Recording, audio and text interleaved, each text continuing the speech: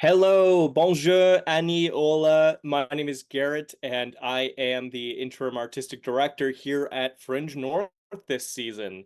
I am so happy to be back here on our live Fringe North roundtable, which we're going to be doing once again every Thursday evening until the festival begins in August, and that'll be at the same time, 7 p.m. every Thursday evening. So remember to tune in weekly and join us, and also join us in the chat to connect, share some ideas, and discuss everything Fringe North with us.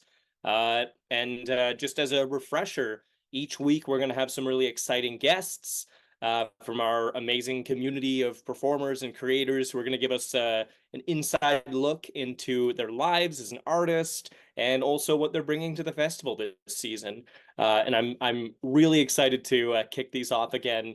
And today is going to be a really special one because I am so excited to be joined by Caitlin Townsend as we're kicking off into the festival season. So if you are a longtime Fringe viewer, Fringe fan, Fringe attendee, you will certainly know Caitlin. Caitlin is our interim artistic producer. She's been in this role for 3 years. And basically everything you see at the festival, Caitlin is working behind the scenes to make sure that it's happening and that it's running smoothly. She's leading our staff and our seasonal team. And this year, we are super excited to talk a little bit about how there's been a shift in roles and her responsibilities and her job have been essentially split into two. And I'm going to be taking over one side of those tasks and responsibilities, and we're going to talk a little bit more about that. But I'm so excited to have you here, Caitlin, and to be kicking things off again this season. So thanks for being here. Yeah, I'm so excited to be able to jump on today and to see our lovely viewers and to just be yeah, present with y'all today and get to talk a little bit about this year's festival.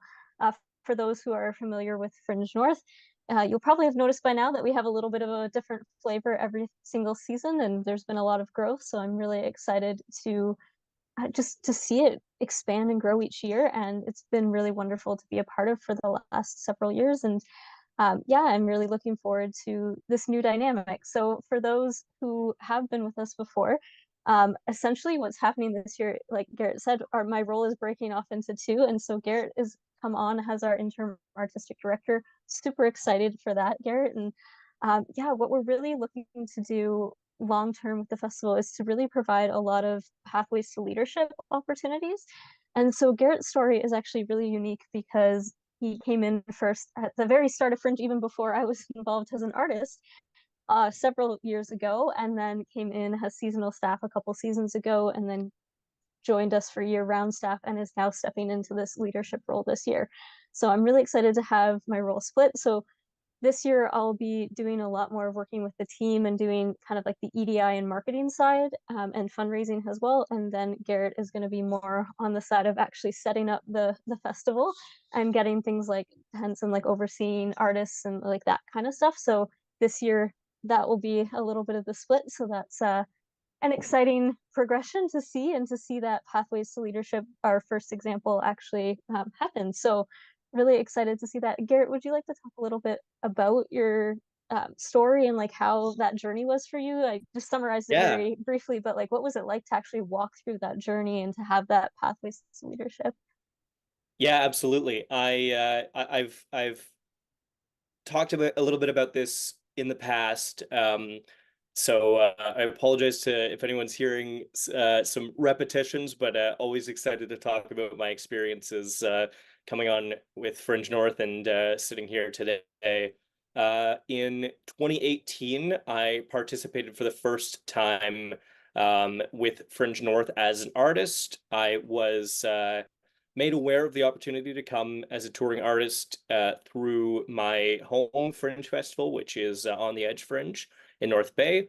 I got an email and I jumped at the opportunity. I sent in my application, and that August, I was there with my production company, Bird on Stage, and we were doing a show called Why Aren't You Happy?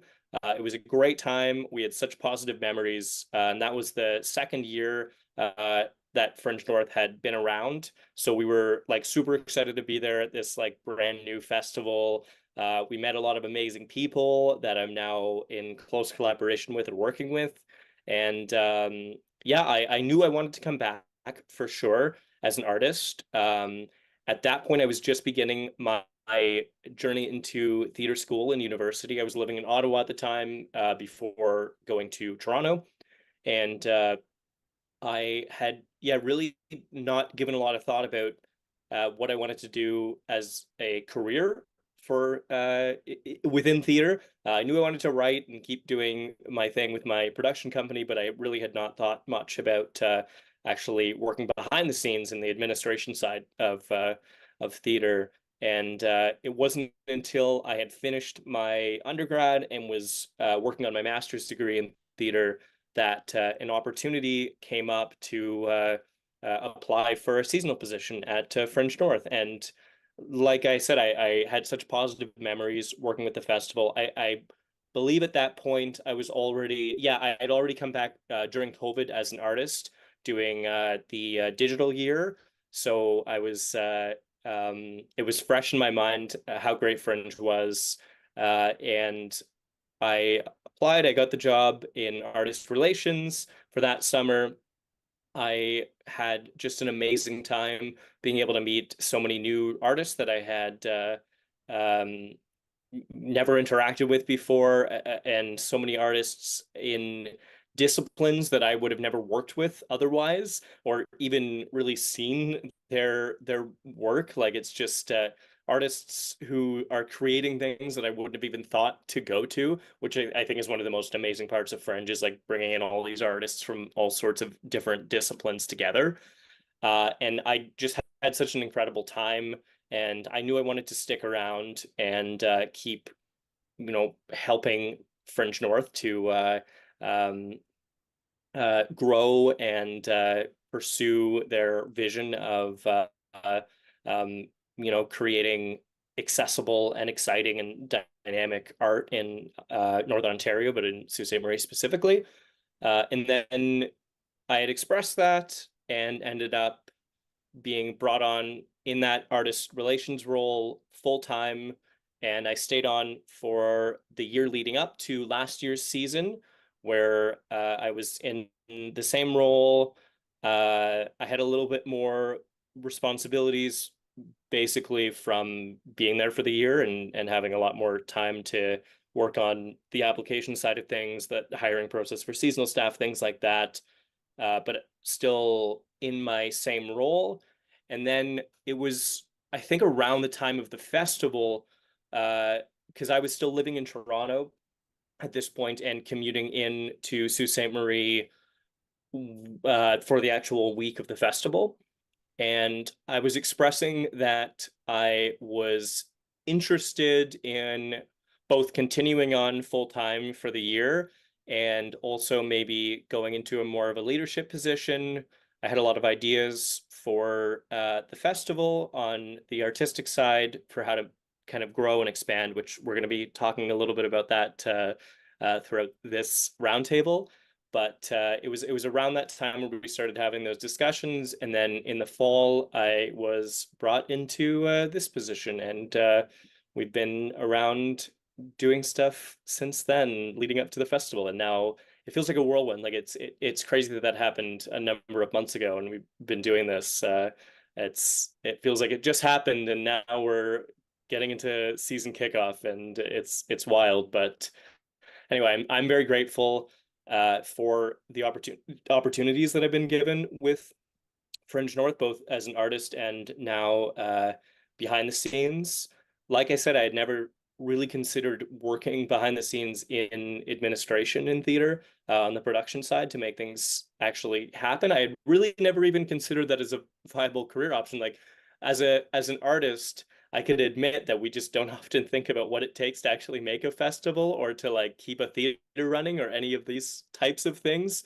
And now that I know what it takes, I'm just so grateful for every every festival, every theater that I work in now as an artist, and I'm now just thinking that this is what I want to keep doing with my life. Is obviously I love being an artist, but I really love this behind the scenes work. I think it's so vital, especially in Northern Ontario. And I'm really just committed to growing the scene there, to working with some other amazing festivals that we've been in conversations with, and just expanding and growing and really creating a theater scene that's viable in Northern Ontario and Sault Ste. Marie. And also, because I mentioned I had been coming from Toronto, I'm super excited that I will be moving to Sault Ste. Marie full time in about a week now, which is crazy and very exciting. That's Uh, definitely coming sooner. it's yeah, it again whirlwind. I can't believe in yeah next Thursday will be my last roundtable from Toronto, and then I'll be up north again, which I just am very excited about because I'm ready to get out of this city and I love Sault Ste. Marie. Yeah. Well, thank you so much for sharing your story. And like, what's really interesting about this too is that what we learned from the Pathways to Leadership and to actually see you go through that as well was that there are a lot of people who want to get involved in the arts who don't necessarily even know what the administration side of actually running an event looks like and what goes into it. So for those who are familiar with the Susan Barber Emerging Artists in Residency program, this is something that we've offered for artists in the past, and we are still keeping the presentation stream so that you can actually present as a new artist in the festival. And this year we will actually be introducing as well a production side of that so that people who don't have any experience actually on the running side of things can gain a little bit of experience and then potentially get jobs in the arts going forward as well on that side. So really exciting to see those examples. And yeah, just really excited to have that. So And I think, really quick, just to add into that, the one thing I'll say is I have known so many people through theater school who have come into the program dead set on being an actor, and I'm sure there's people in Sault Ste. Marie who are younger or just emerging into the arts and dead set on performance and creation in the on the more performing side of things. But I know so many people that went into it with that attitude and left as like a dedicated production person because they just fell in love with it because there was never any opportunities outside of theater school to actually try those things. Uh, it's it's something that I would encourage everyone to give a try because you might absolutely fall in love with it, and we need more people on the production side. mhm. Yeah, so if anyone's interested in that program, you can visit our website, which I believe there's a link in the description, but it's siouxfringe.com. And there is an application form to participate in the Emerging Artists in Residency program, either from production or presentation. I am noticing that we do have a question in the chat. So the question is, what type of art have you seen at your time at Fringe? So we'll start a little bit with just chatting about what the history of Fringes are for those who aren't familiar. So Fringes actually started in Edinburgh, and they is essentially has a theater-based festival. So there is a lot of focus on theater and presentation arts. And the first one was in Canada was actually in Edmonton, and it's kind of expanded from there. Now there is a network called CAF, which is the Canadian Association of Fringe Festivals, and there's fringes from all across North America that are part of that organization. So again, they do have the history of it being very theater focused, but it has been expanding not just for us, but for other fringes as well. So has a festival for Fringe North. It was actually founded in 2017, so we've run 6 festivals previously, and we've also had a lot of digital projects as well. So we've had a Project Mission and Project Mission Meets. And so there's lots of opportunities to get involved on the digital side at Fringe as well as the presentation side. And we've actually included some visual artists as well in previous years, and there will be this year as well. So lots of different types of art can be found at Fringe North. We try and create like a connection with everyone as much as possible. So any kind of art that you do, we try and create some level of engagement with our festival there. Do you have any thoughts on like what what you've seen at the festival before, Garrett? Yeah, I think just to add on to the history of Fringe and then going into what you can expect at the festival is even though it did start out as theater, Fringe in Scotland was a reaction to this very like institutional, stuffy, highbrow theater, and Fringe was an opportunity for artists to do experimental and alternative types of things. So while it started out with theater, I think it moved very nicely into alternative forms of art in different mediums as well, because it was really just it was and continues to be an opportunity for artists to stage work that probably wouldn't be able to be staged in a bigger, more traditional institutional theater. Yeah, for Um, sure. I would actually say that it expanded the definition of what theater could be yes, beyond absolutely. that. Yeah, for sure, absolutely. And I think we continue to honor that spirit at Fringe North. Just a few outside, obviously there's going to be theater at Fringe North. Theater is always going to be there, but just to think of a few other forms of performance that will either be there for this festival or that have been there in the past. I can think of music, including hip hop and like DJing and things like that. There's drag, there's burlesque performances, there's juggling, there is puppetry, there is visual arts as well. We have a separate visual arts stream, which I think we're going to talk a little bit about the streams in a bit. We have last year we had a great performance that was cooking and sharing a meal together. Like really any arts you can think of, we've probably at least touched upon it at Fringe North, and if we haven't, we're open to it. Yeah, and for those watching, if you have a favorite memory of what you've seen at Fringe North, feel free to throw it into the chat and to let us know like what it was or what kind of art that you've seen at Fringe North that might have surprised you or expanded your own definition of like what art could be. Um, Yeah, yeah, absolutely. we have another question in the chat as well, and Garrett, I believe this was directed to you when you were sharing your story. What individual struggles have you faced during this time from transitioning from an artist to behind the scenes administration? And so, just for time's sake, maybe like your biggest struggle, Yeah, and if we want to dive more into that in future episodes, we can. yeah, for sure. I think if I had to pick one thing, the biggest struggle for me, I think in general, pursuing theater as a career versus something that was just fun for me, as not, I would say it was, beyond a hobby, but like when I first started doing fringes, it was like, you sign up and you do it, and it's fun, and it was a great time. But I think like the biggest struggle for me has been adapting to thinking of theater and arts with a business mindset and actually looking at it as a career, which it is, and understanding that a part of doing the arts as a career means you have to do the kind of boring paperworky things. You have to be filling out grant applications. You have to be looking and being aware of your finances. Uh, so I think that was the biggest struggle for me, is like moving into the less glamorous administration side of things.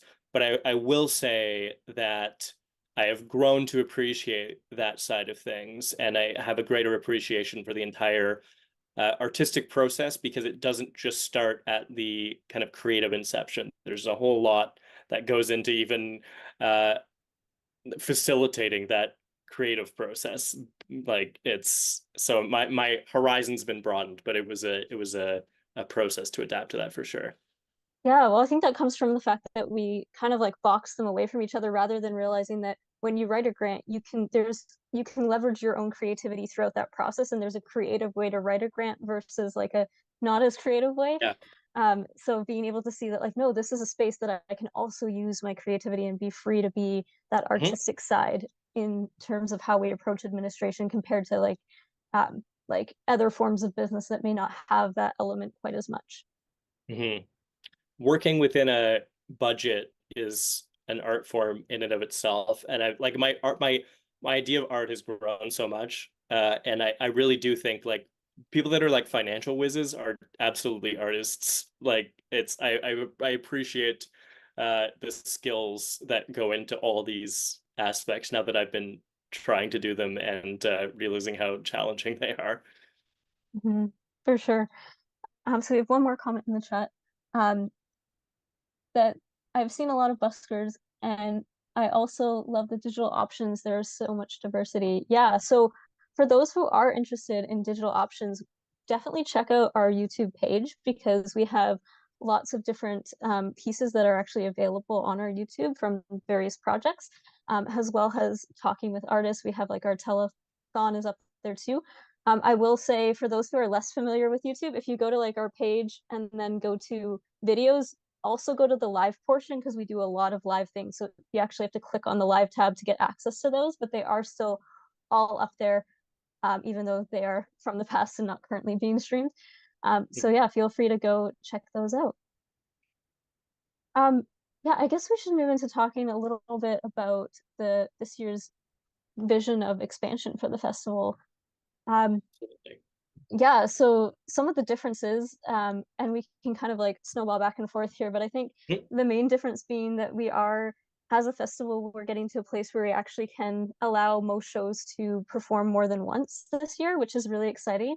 And for those who attended last year's festival, I know there was some very full houses for a couple performances. So hopefully that will help more people be able to come out and experience and be able to see things in person. And yeah, that's a really exciting change this year that we're working towards. So I'm really excited for that one. Is there a change that you're excited for as well, Gary? Um, yeah, I think so.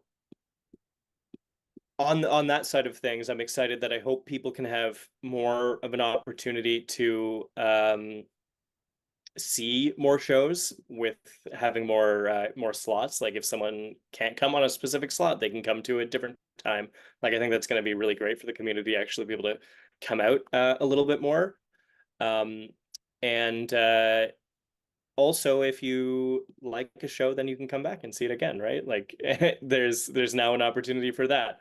I've definitely been to Fringe festivals where I've seen shows more than once. I saw shows more than once at Fringe North last year for a few of them that we were able to double up. So I'm really excited to be giving people that opportunity.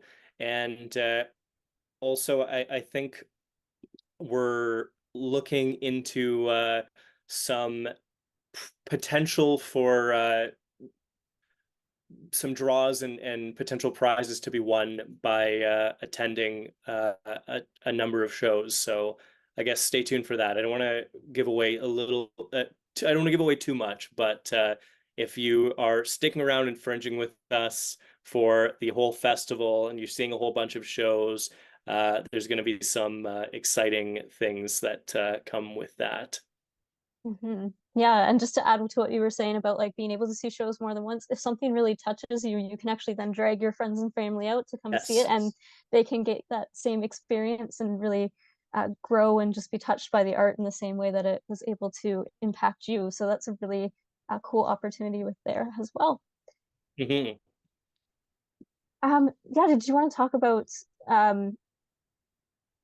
yeah, kind of like I don't want to say too much, but like the next Yeah. point. Yeah, Yeah. for sure.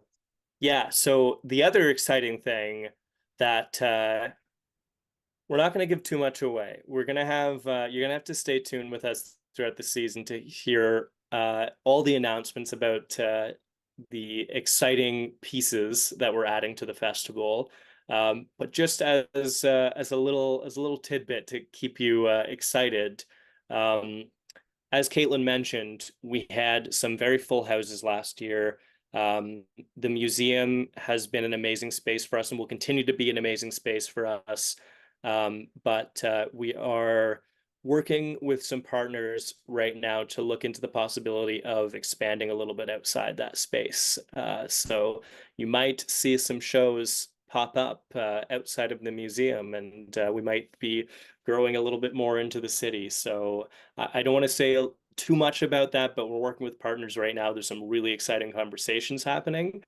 And it's just really great to see that the festival is growing and requiring us to have these conversations. Hmm. Yeah, and one thing that I'll mention too with that is like just taking a moment to thank our some of our sponsors that have been involved in the festival in the past. So we are with this for this particular year's festival so far. We have Ontario Arts Council is providing some support for the Emerging Artist in Residency program. Experience Ontario, the City of Sault Ste. Marie, Canadian Heritage, TD Bank, Canada Summer Jobs, and there are other things that are in the works right now as well. So if you weren't listed on there, you will be listed soon. So yeah, it's really exciting to see all of these partnerships. But even with all of those partnerships, as we expand and grow into the rest of the city, it really does like running events costs more than you expect it to all the time.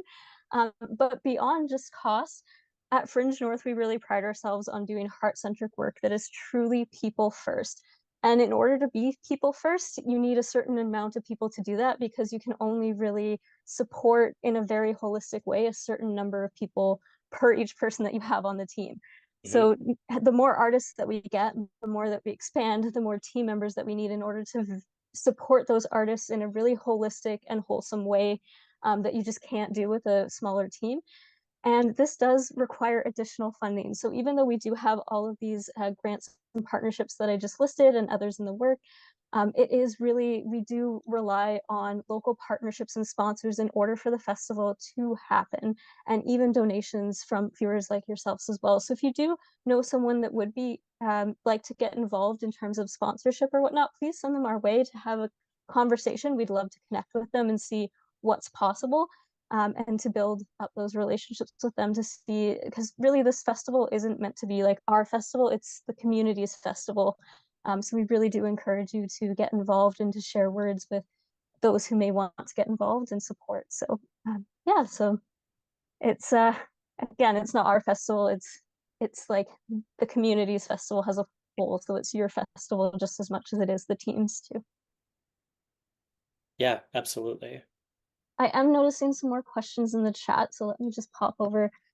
So we have, what is the biggest thing you're both looking forward to for this upcoming season? I know for myself, I am really looking forward to working with the team, especially now that we're starting to build these pathways to leadership and to actually be able to work with the team in a way that like gives back opportunities for those who want to have further opportunities, and to work with the emerging artists on the production side as well and get to see those pathways to leadership actually start to become more clear as to what that's going to look like for us as an organization and to see the possibilities of where people can go.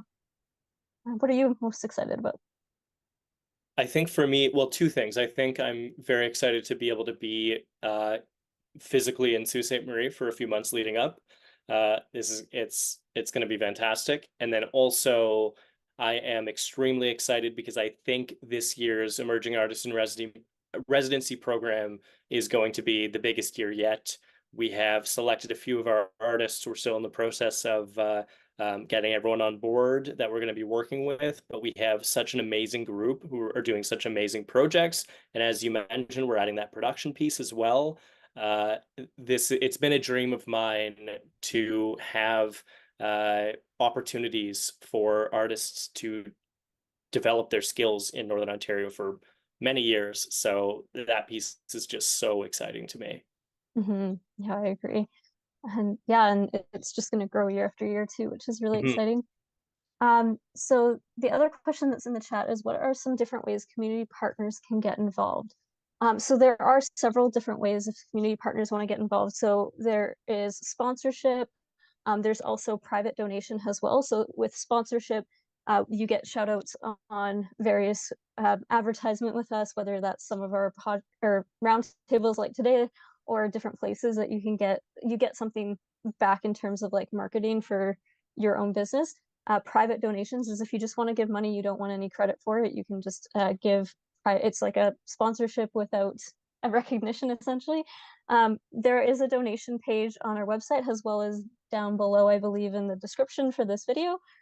So you can, and if you want to go to the website, that's siouxfringe.com. So there are different ways to donate. You can also send an e-transfer to, let me actually like copy and paste into, um, the chat if we can add in the information for that's also on the website, but I'll grab that as well as we continue to talk later on. And yeah, so you can also send a Interact e-transfer to our one account as well.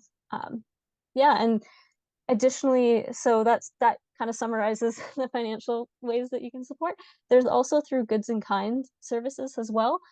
So things like, for example, last year we had an um, artist dinner, and we had a lot of places around town that actually donated food for that. So that was really exciting to be able to support our artists in that way. And goods in kind can show up in basically anything that you have physically that you want to offer us. That works out really well for us.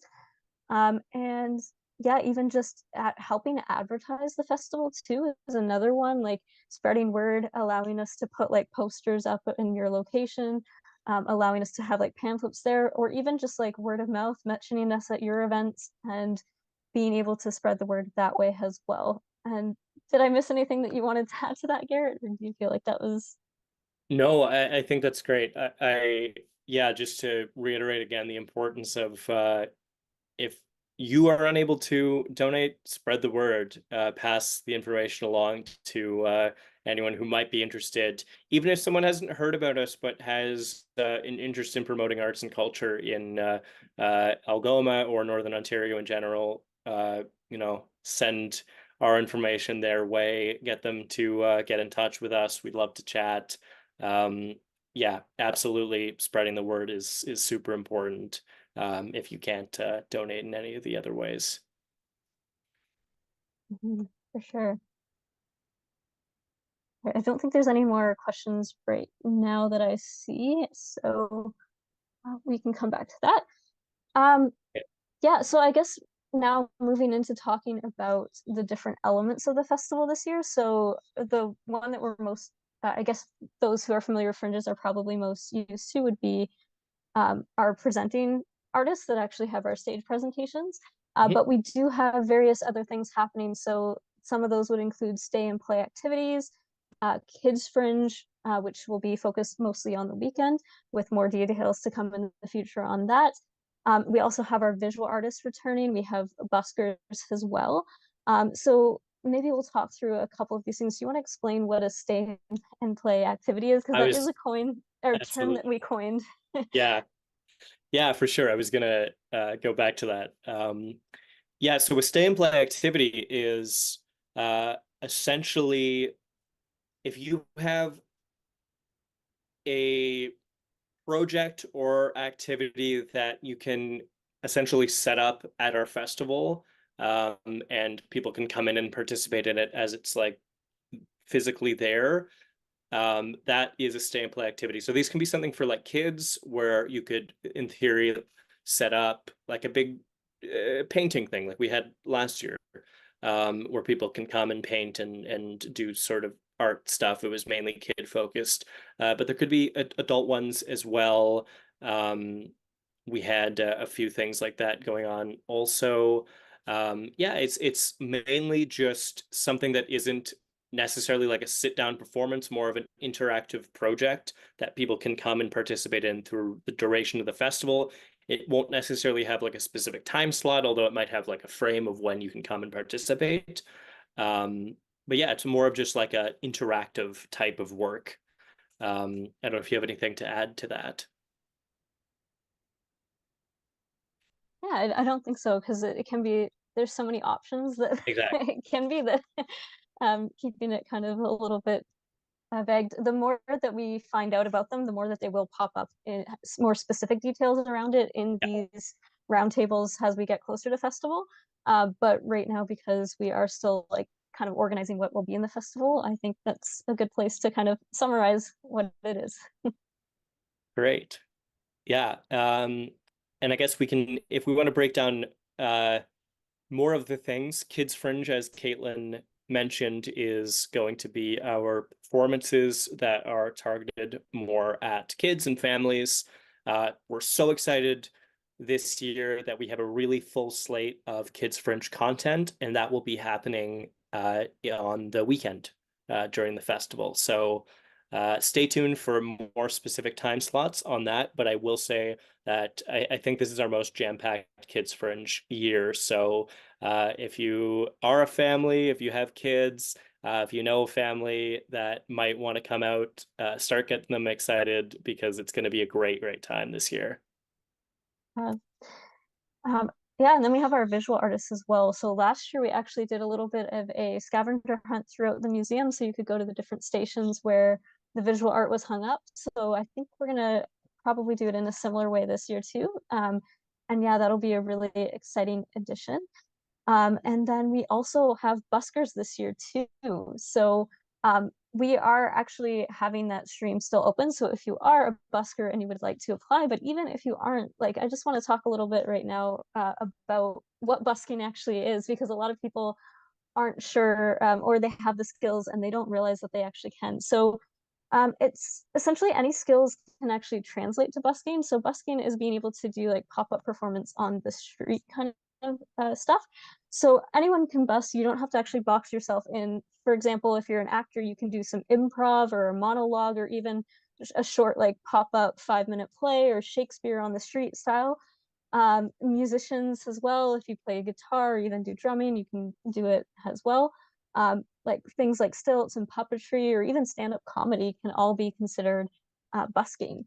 So if you feel like you have a busker skill, but you're yeah, and you'd like to share with us below, like how would you use your skills to busk? So please add that to the chat if you're comfortable sharing with us, and let us know what it is that you would do if you were busking and how you gained that particular skill and where it came from. Hmm. And speaking of, we do have a couple more comments in the chat, so let me see if there's any questions.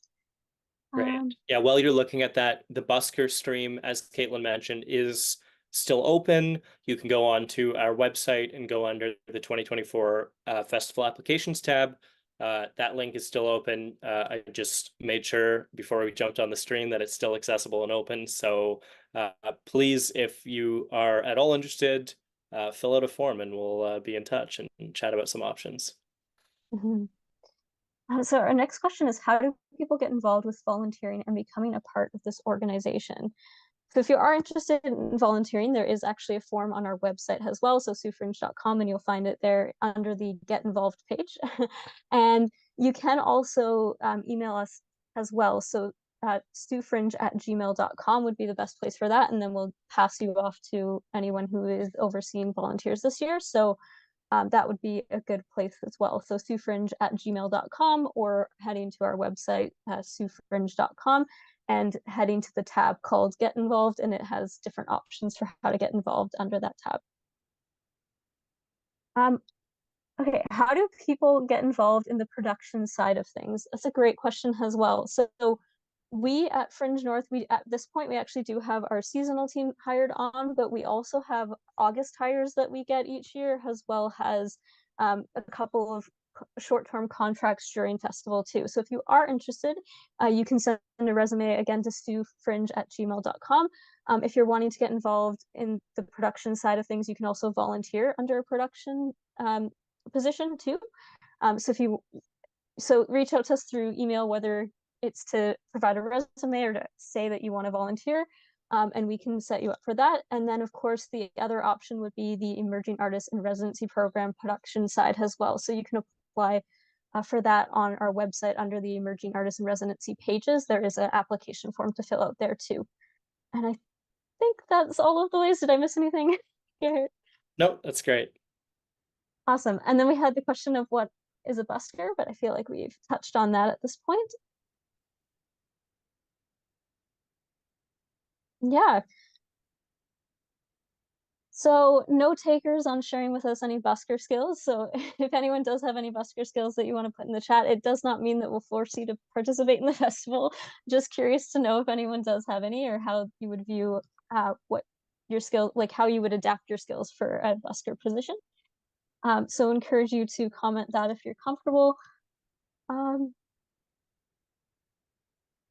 Yeah, okay, so that's the end of the list of questions right now. I guess we should talk about like how you can stay engaged with us throughout the season as well, because this is our first kickoff of the season for our roundtables. Hmm. So Garrett, you did mention earlier on, but these will be happening every single week at 7 o'clock on Thursdays. So please feel free to come back and watch more content. We'll be letting you know more information as it becomes available. There'll be artists sometimes on here as well. So you'll be able to learn about their shows and see like what's going on in the arts world too. There's lots of different things that will come up and different topics that will come up over the course of the season. So really, really exciting stuff there. We also have our podcasts as well. So podcasts and other digital content will be released. So I really do to hit the subscribe button, like our stuff so that YouTube shows it to you again in the future. And yeah, to stay engaged because our podcasts are really interesting. So what we do for our podcast is anyone participating in the festival can participate in our podcast as well. So you can find out about our performing artists or visual artists, like any of our artists that are involved in the festival that they want to come and share like what it is they're doing. So you can learn a bit more about their shows if you want to come see their stuff or their work. And yeah, it's really exciting place to just get to know a little bit behind the story, like the story behind the art and like how it came to be, and get to know our artists as people as well, which is always very lovely to have that opportunity. Gary, I know you filmed a lot of those over the years, so like what is your most exciting what do you find most exciting about that opportunity of getting to sit down with artists and ask questions about their work? Yeah, I think for me, what I find the most interesting is the journey and how they ended up where they are at that particular moment in the creative process. I'm a storyteller by trade, so I like to hear people's stories. I like to hear artistic journeys, and I think we often have a wide range of artists with very unique pathways to discovering themselves as an artist, as a creator, and discovering the type of work that they are interested in doing. So really just that background piece I always love. And if you go into our podcasts that are on our channel, you're going to hear a lot of very interesting and oftentimes very moving artist stories. It's one of the things that really keeps me going is uh, doing those podcasts and hearing the stories, but also, outside of the podcast as well, just like talking to artists and hearing about their journeys. But a lot of that is encapsulated into those podcasts. Yeah, and actually, as you're talking, I'm thinking back to like the first time I actually ever met you was Hmm. my first year at the festival. You were participating as an artist rather than Hmm. the production side, and I had my first like time meeting you face to face was or like face to face over technology Yeah, was through your podcast and getting to know you. So yeah, they are really cool to absolutely. get to sit down and just like see who a person is, what where their art came from, for what like brought the project to life, and yeah, it's just really really neat. Hmm. Yeah, there's so many interesting stories in those podcasts. And there are a few artists that I've interviewed multiple times, and you can see a very interesting progression in how people's stories are developing and changing, and especially not especially just a few artists I'm thinking of. Like I think I've done like 4 or 5 podcasts with Sky Smith now, and a few with Jess Fizell, and like there's a few duplicates on there, a few House of Gore ones. If you want to track that progression of an artist, go to some of those ones with the repeated interviews, and you'll see a nice continuity in how they develop as an artist. And I think that really showcases what we do as a festival and how we help individuals grow in confidence and find more of themselves as a creator. Yeah, really getting to see like that journey Yeah. as an artist and where Hmm. they end up. Yeah, so I really do encourage you, if this is all sounding interesting, please do subscribe to our channel so that you get notifications as those get released, and that you can stay in touch with the content. Hmm. Yeah, and so I'm just noticing the time. We have a little bit more time. I'm gonna check if there's any other questions. Please throw them into the chat now so that we see them. But I think we're going to wrap up relatively soon. So again, last call out if you have additional questions to throw them into the chat. Or if you feel like we didn't answer your question or missed it, feel free to resend it because I'm just following along at the bottom of the chat as well. But yeah, I am really excited for this season and to again just start to see that growth journey of all our different artists and also some of the production side as well because we have a lot of returning staff members for seasonal staff this year too, and to just see because I think the journey also happens on the production side and sometimes we don't realize that as well, and to just see the growth in everyone and to see where we end up by the end of the season is going to be a really exciting time. Yeah, for sure. I was watching recently one of the production streams that we did during the roundtables when during my first year, and just how different the festival was at that point, and how different we were talking about the festival and ourselves as in our production roles, but as artists as well. It's very interesting to track that progression in ourselves also. And yeah, I think it just really speaks volumes to the type of organization Fringe is to work for, and how it's helped. I mean, just speaking for myself, how it's helped me grow a lot as an individual.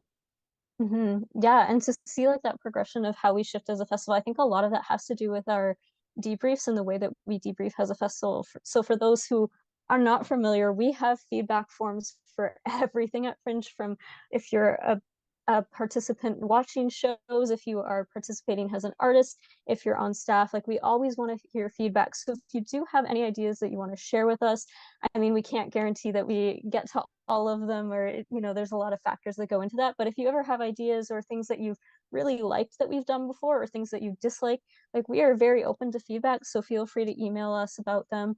We've shared the email now a few times, but suefringe@gmail.com. There's also a form on our website that you can fill out that just gives us a little bit of a feedback comment space. And then at the end of festival season as well, we will actually have our feedback forms released, so they'll be up various places for you to be able to like share your thoughts on how this year's festival went. And one of the reasons that we do really have that shift year after year as Fringe and like that growth is because we do take all of that into account. Again, we can't always please everyone, it's just not possible, but we do take into account as much as that we can and do what is feasible. So yeah, so please, we welcome feedback here very much so.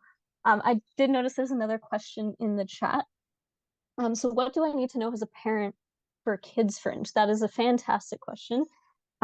So I guess the main thing for Kids Fringe is that we do expect that you stay with your children. We don't have any like drop-off centers or any drop-off activities. It would be staying and playing with your child and with your children and actually having a good time together.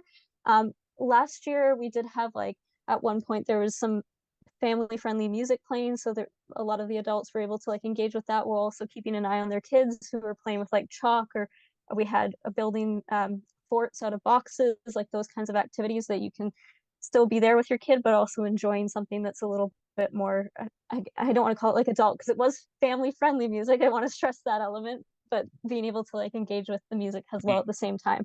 So we do try and set things up as much as we can, so that there's ways for you to enjoy as well, and yeah, lots of stay and play with your children. And I guess too, it will depend what all is running when, but always trying to have like some mess-free options where there might be some messier content too, because I know some parents don't want to go to a location where their child's going to get full of mess. So there's lots of different stay and play activities that we're hoping to have running like the whole time, so that there is something that as a parent you'll be able to engage with your child and that you're comfortable with your child engaging in. Mhm. Anything to add to that? No, I don't think so. Just to, yeah, this year there will be some great music going on again.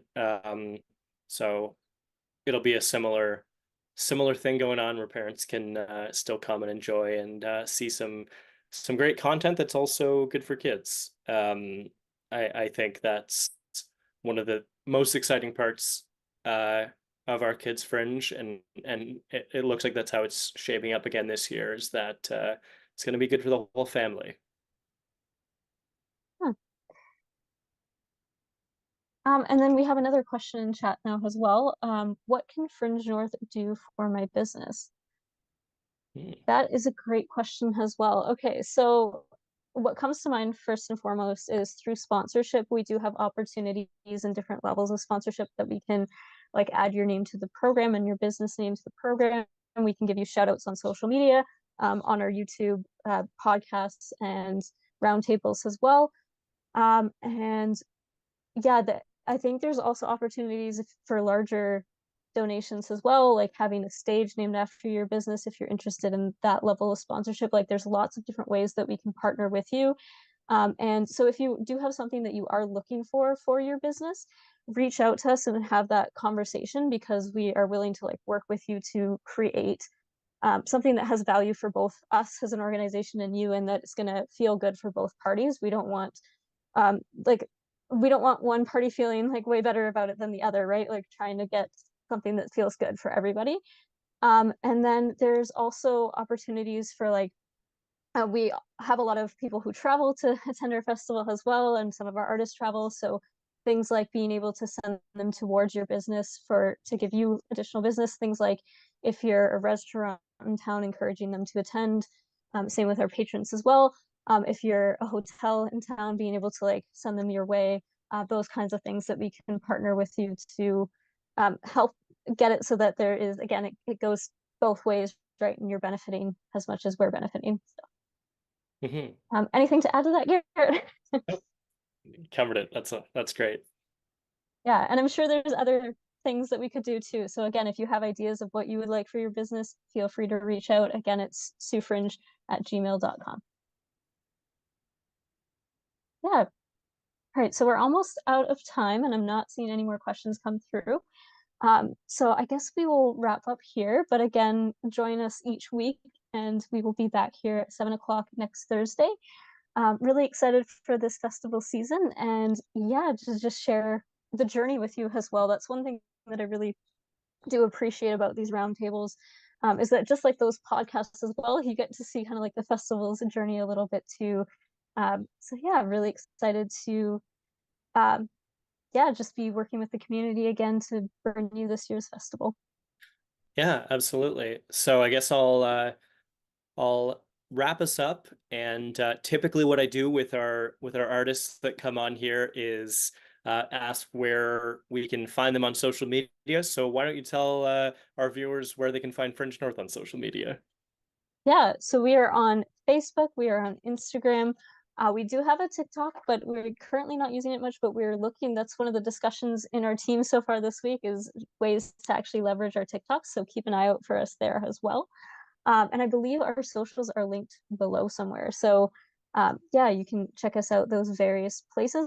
And we're actually on Twitter too. I always forget about Twitter. Yes. Amazing. All right. So yeah, again, thank you so much, Caitlin, for being on here tonight and walking us through some of the exciting things that people can expect this year from Fringe North. And thank you to our viewers for tuning in and asking some really great questions. Please keep that up. We would love to have you join us and be a part of these conversations. So thank you, merci, miigwech, gracias. And just a reminder that Fringe North 2024 will be from August 21st to the 25th. You can check out our website and all of the social media channels that Caitlin mentioned, and I believe they'll be in the description below for more information about the festival.